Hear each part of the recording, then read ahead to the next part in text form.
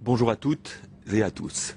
L'Allemagne et le Danemark ont échappé récemment, semble-t-il, à des attentats majeurs d'inspiration islamiste. En ce qui concerne le premier de ces pays, le procureur fédéral a estimé que les explosifs accumulés par les suspects auraient pu provoquer bien plus de victimes que les attentats de Londres ou de Madrid. À chaque fois, les enquêteurs ont arrêté des Danois ou des Allemands de souche, entre guillemets. La police fédérale allemande parle d'individus animés d'une haine de soi incompréhensible. Le phénomène, souvent baptisé Al-Qaïda blanc, expression d'ailleurs pas très heureuse, semble être en développement. En revanche, ce qui paraît fonctionner correctement, c'est la capacité des services de renseignement et de police à déjouer ces attentats sans pour autant, bien sûr, parvenir à assécher le marais sur lequel prospère le terrorisme. Pour débattre de tout cela, j'ai invité aujourd'hui Louis Caprioli, qui est conseiller à GEOS, le leader européen de la gestion et de la prévention du risque, et qui avant cela a été patron de l'antiterrorisme au sein du contre-espionnage français. Monsieur Caprioli, bonjour et merci d'être avec nous. Je voudrais pour commencer qu'on revienne sur cette expression dont j'ai dit d'ailleurs qu'elle était peut-être pas très heureuse et il faudrait en trouver une autre, avec une connotation moins raciale ou racialiste, celle d'Al-Qaïda blanc, c'est-à-dire des personnes qui sont de souche, par exemple, allemande, britannique ou danoise et qui basculent dans cet islamisme. Est-ce que ça vous semble être un phénomène en extension ?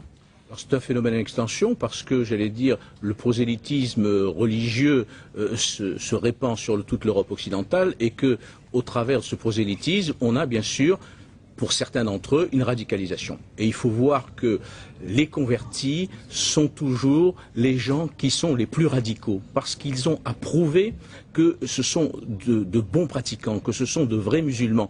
Et donc ils veulent une rupture totale avec leurs origines, et ils renient leurs origines, qu'elles soient chrétiennes, qu'elles soient juives, ainsi de suite. Donc c'est j'allais dire, un engagement fort, et ils sont très sensibles aux injustices qu'on leur révèle, en particulier l'occupation des terres arabes, la spoliation des richesses arabes, la présence de troupes étrangères sur le sol sacré des pays arabes.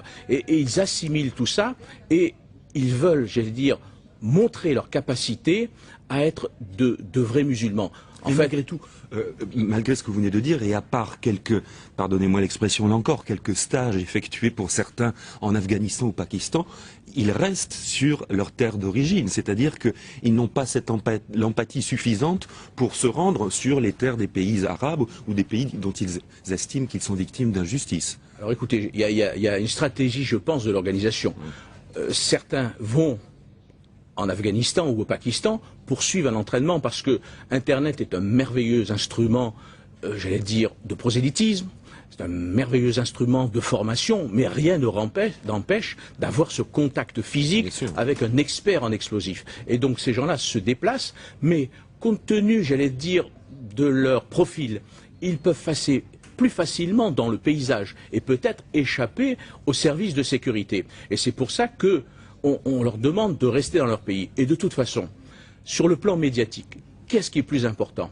De faire un attentat à Kaboul, à Kandahar, ou plutôt de faire un attentat en Allemagne ou en France? Je crois que, si vous voulez, les frappes et l'opinion publique européenne et occidentale est beaucoup plus sensible lorsque les attentats frappent des Français, des Allemands, des Britanniques, des Anglais. Vous disiez, on leur demande de rester précisément sur place pour servir cet impact médiatique. Ça signifie pour vous obligatoirement qu'ils sont donc en service commandé, c'est-à-dire qu'il y a une vraie structure, qu'elle soit Al-Qaïda ou autre, mais qui communique avec ces gens-là, ou bien il y a une inspiration, j'allais dire, naturelle de la part de ces djihadistes? Alors écoutez, moi, le djihadiste individuel, ça ne peut pas exister.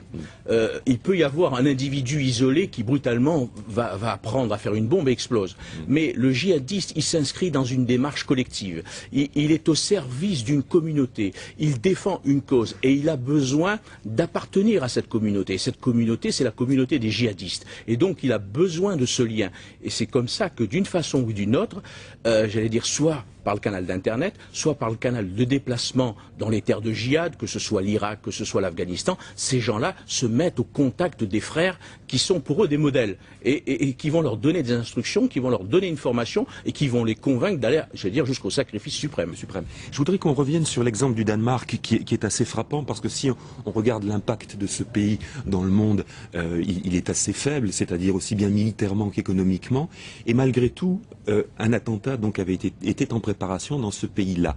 Il y a, vous disiez, l'impact médiatique, il y a la force des symboles. Est-ce qu'il y a là aussi, d'une certaine manière, la volonté de combattre une certaine forme d'Occident ou d'occidentalisation? Alors le cas du Danemark est intéressant parce que depuis les années 90, il y a toujours eu des responsables islamistes terroristes au Danemark qui ne sont pas passés à l'action. Et je crois que la bascule, c'est quoi? C'est la présence de troupes danoises en Irak, même si elles ont été retirées, la présence de troupes danoises en Afghanistan et surtout ces fameuses caricatures du prophète. Et ça a été, je veux dire, la cause de la menace qui pèse sur les Danois. Il faut savoir que en mai 2006, un des responsables opérationnels d'Al-Qaïda, qui s'appelle Abu Yahya al-Libi, un homme qui avait échappé des prisons militaires américaines à Baghran en Afghanistan, cet homme-là a diffusé sur Internet un communiqué pour que les combattants, les djihadistes, frappent le Danemark, la Norvège, mais aussi la France. Pourquoi? À cause de ces fameuses caricatures. Parce que pour eux, c'était une injure suprême. Et donc ce petit pays qui apparemment ne présente pas d'intérêt est monté en puissance pour ces deux raisons. Sa présence sur des terres de djihad, il a violé des terres musulmanes et aussi parce qu'il y a eu ces caricatures qui ont été considérées comme un sacrilège. Est-ce à dire sur un plan strictement opérationnel, et ce sera ma dernière question, qu'il est plus facile pour les djihadistes de tenter un attentat au Danemark, par exemple, qu'en Grande-Bretagne ou aux États-Unis? Non, je crois que, si vous voulez, les djihadistes ont, je veux dire, le souci de l'opportunité. À partir du moment où ils trouvent des capacités dans n'importe quel pays, ils vont essayer de les mettre en œuvre. Et il faut savoir que si une cellule a été en début de semaine démantelée, une autre cellule avait été démantelée en septembre 2006, qui avait exactement les mêmes objectifs.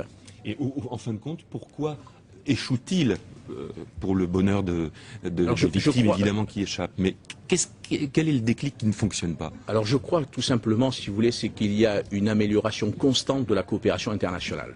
Je suis convaincu qu'en ce qui concerne le Danemark, en ce qui concerne l'Allemagne, il y a des échanges très opérationnels avec les États-Unis, avec les autres services, et puis aussi il y a une prise de conscience des services de sécurité et des politiques de la nécessité d'améliorer les structures de la lutte antiterroriste dans chaque pays. Merci Monsieur Caprioli, merci d'avoir été avec nous aujourd'hui sur France 24. Vous savez, on le répète, mais ça va toujours mieux en le disant. France 24, c'est la télévision en français, en anglais, en arabe. Également le site internet, vous avez le choix. Merci de votre attention et bonne continuation.